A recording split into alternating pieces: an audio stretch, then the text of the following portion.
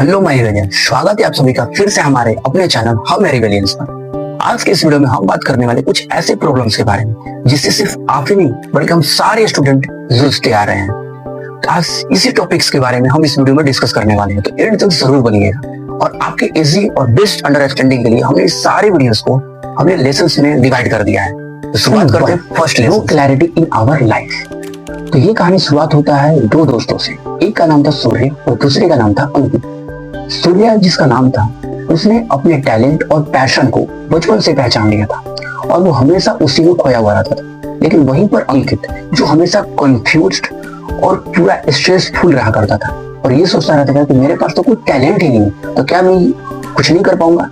और ऐसे ही सोचते सोचते वो दोनों 10th पास आउट कर लेते हैं। सूर्य जो होता है वो अपनी दुनिया में दौड़ पड़ता है और बच जाता है अंकित।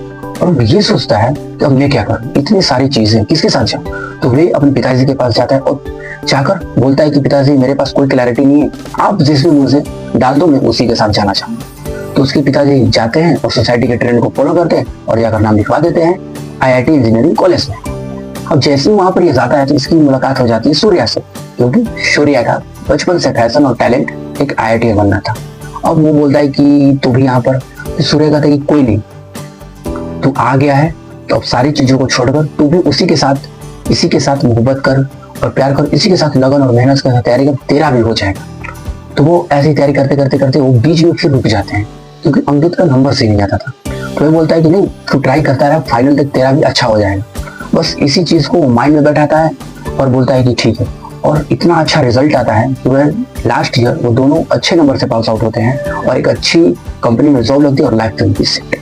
इस कहानी से हमें दो लेसन सीखने को मिलती है। पहला, या तो अपनी क्लैरिटी को ढूंढिए और क्लैरिटी मिल जाए तो बेस्ट, क्योंकि सबसे अच्छा क्लैरिटी है कि मिल ही जाए। और अगर ना मिले तो जिसके साथ आप हो या फिर बीच में फंस चुके हो, या आप गलत डिसीजन के साथ बीच में फंस चुके हो, या आपका डिसीजन कोई नहीं है, आपके पिताजी जाकर ऐसे ही नाम लिखवा दिए, तो अब दूसरा ऑप्शन नहीं है। अपनी जिंदगी को बर्बाद करने से सबसे बेस्ट है कि हम उसी के साथ दौड़ पड़े, क्योंकि हो वाला तो सब वाला। अब हम चलते हैं अपने दूसरे रिलेशन के साथ, जो है social media addiction. Social media कहने का मतलब मोबाइल के साथ कांटेक्ट। तो क्या इसका सॉल्यूशन है कि हम मोबाइल को छोड़ दें, सोशल मीडिया से दूर रहें? तो इन सारे सवालों का जवाब देने से पहले हम ये पता करते हैं कि जब फोन सोसाइटी में लाया गया तो इसका कारण क्या था। तो इसका एक ही मोटिव था कि हम लोगों के साथ एक हेल्पर दे सके ताकि वो अपने कार्यों को और भी बेटर तरीके से कर पाए, और कोई नहीं भी होता है तो वो अपने कार्य को अच्छे तरीके से कंप्लीट कर पाए। तो लोग जो है, पीपल्स जो है, इस मोबाइल को एक एज अ हेल्प की तरह यूज करें। लेकिन जैसे ही मोबाइल हमारे सोसाइटी में आया, एक अलग ही मोटिव उठ गया और एक ये हम सारे इस मोबाइल का बन गए स्लेव भी नहीं बोलते इसको बोलते हैं रिच स्लेव, यानी अमीर मजदूरी। अब इसी अमीर मजदूरी किया जाता है क्योंकि हम सब अब इस मोबाइल का रिच स्लेव बन चुके हैं। स्लेव नहीं, रिच स्लेव बन चुके हैं। रिच स्लेव का मतलब है कि अमीर मजदूर।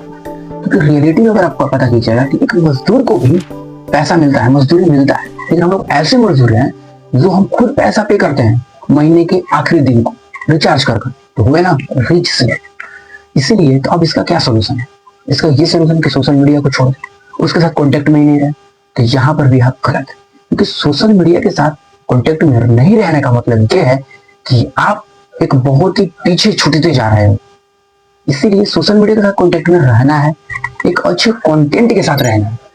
अच्छे दो चार जो भी अच्छे आपके फेवर के लिए है, अच्छे कंटेंट है, उसको आप सब्सक्राइब कर लीजिए। जैसे कि ये चैनल है, सब्सक्राइब जरूर कीजिए और बस अच्छे कंटेंट के साथ आप अपने स्क्रीन टाइम को बिताइए। और ये नहीं कि आप उसके भी साथ ज्यादा स्क्रीन टाइम लीजिए, नहीं, अपने एकेडमिक पढ़ाई के साथ साथ थोड़ी बहुत इस पर काम करते रहिए। जैसे कि मैंने आपको पिछले लेसन में ये बताया था कि अपने एकेडमिक पढ़ाई के साथ क्लैरिटी का डिस्कशन कहाँ से करें, रिसर्च कहाँ से करें। तो उतने समय में आप यहाँ पर आकर इस सोशल मीडिया के साथ आप अपने इन सारे सवालों का जवाब ढूंढ सकते हैं। तो इस अगर आप एक पॉजिटिव वे से सोशल मीडिया का यूज करेंगे तो ये आपके लिए बेनिफिट हो सकता है। लेकिन अगर आप नेगेटिव वे से यूज करते हैं तो ये आपके लिए बहुत ही डिसएडवांटेज को फील करना पड़ेगा। अब हम लोग तीसरे लेसन की बात जो है कंपैरिजन एंड प्रेशर। कंपैरिजन और प्रेशर आखिर किस प्रकार से यह हमारे जिंदगी में इसका इतना खराब इम्पैक्ट पड़ता है कि यह हमारे जितने भी प्रोडक्टिविटी टाइम होते हैं उसको अनप्रोडक्टिविटी टाइम में तब्दील कर देते हैं। जैसे अगर कोई दूसरा मेरे हम उसको दूसरों से कंपैरिजन कर रहे हैं तो ठीक है, क्योंकि वो कुछ समय के लिए हमारे मेमोरी में सेट है, 2 मिनट 4 मिनट। लेकिन अगर हम खुद अपने आप के कंपैरिजन दूसरों से कर रहे हैं तो यहाँ पर सबसे बड़ा डिसएडवांटेज और कुछ नहीं है, क्योंकि ये हमारे मेमोरी में हमेशा के लिए फिट हो जाता है और फिर हमें फेस करना पड़ता है लो कॉन्फिडेंस, एंजाइटी जैसी चीजों को और सेल्फ डाउट। और ये जब तीनों चीज आएगा तो प्रेशर अपने आप ही क्रिएट हो। तो इन सारी चीजों को सुधारने के लिए मैंने कंपैरिजन एंड प्रेशर को वर्ड को हटाकर दूसरे वर्ड को इन्वेंट किया है। जैसे कि हम उसे कर सकते हैं कंबाइन एंड लर्न, जुड़ो और सीखो।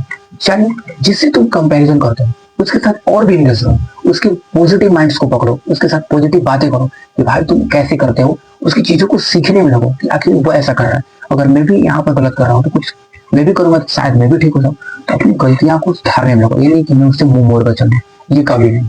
तो ये चीज करिएगा तभी आप इस सब चीजों से अलग निकल पाइएगा। तो इस चीज की तरफ अब बारी है हमारे चौथे लेसन की, जो है डिग्री वर्सेस स्किल।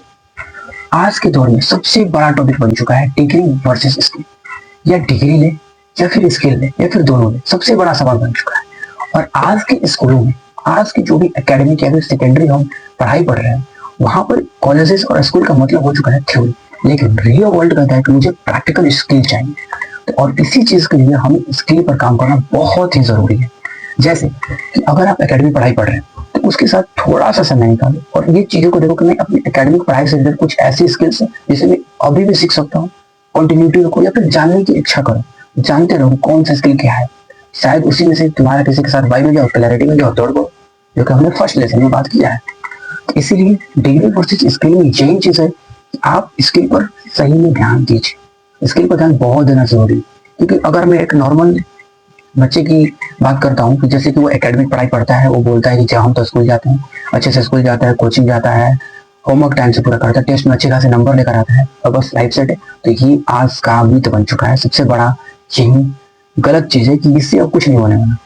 हम बोल रहे हैं कि ठीक है वो स्टेप 1 का है, लेकिन स्टेप 2 में आपको स्किल ऐड करना पड़ेगा। आप स्टेप 1 में बिल्कुल सही परफेक्ट है, लेकिन स्टेप 2 में आपको स्किल जैसे नाम का एक कीड़ा लाना पड़ेगा ताकि आप थोड़ा बहुत सीख पाए और आगे जा उसमें भी किसी के साथ वाइब अगर आपका मिल गया, किसी के साथ आप अगर फेवरेबल आ गए, उसके साथ आपका फेवर में आ गया, बैठ गए उसके साथ, उस स्किल के साथ आपका तालमेल बैठ गया, तो आप अच्छी तरीके से उस स्किल को सीखकर मास्टर बनकर अपनी लाइफ को सेट कर सकते हैं। तो इसलिए ये कहना चाहेंगे कि स्किल वर्सेस जो भी डिग्री भी जरूरी है, स्किल भी जरूरी है, लेकिन आज के दौर में सबसे ज्यादा इंपॉर्टेंट स्किल है।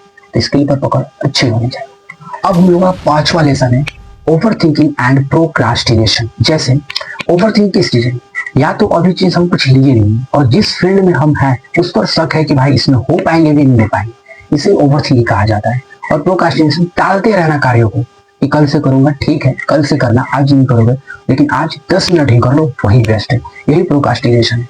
तो इस चीज को सॉल्व करने का बस एक ही तरीका है कि आप कब अपने स्टैंड लेते हो, कब से शुरुआत करते हो, आप पर डिपेंड करता है। क्योंकि जिस दिन से आप शुरुआत करोगे वही आपके लिए बेटर टाइम होगा। क्योंकि अगर आप बेटर टाइम की तलाश में हो तो ये भूल जाओ कि बेटर टाइम आने वाला है, क्योंकि बेटर टाइम कभी नहीं आता। आप जिस समय को बेटर मानिएगा वही टाइम आपके लिए बेटर है। इसलिए ये ढूंढना बंद करो और शुरुआत करते हैं साथ मिलकर।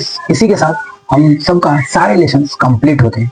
और जाते जाते लास्ट में बस एक बात, इन सारी चीजों से सिर्फ एक ही पता चलता है कि अगर हम प्रॉब्लम्स को नेगेटिव थिंग से सोचें कि प्रॉब्लम्स हमारे पास इतने सारे प्रॉब्लम्स है कैसे दूर करें, तो वो और भी बड़ा बनते जाता है। और इसीलिए हम और आप साथ मिलकर इन सारे प्रॉब्लम से जूझते हैं और इसे सॉल्व करते हैं, क्योंकि everything is possible if you want and not cross the limit. धन्यवाद।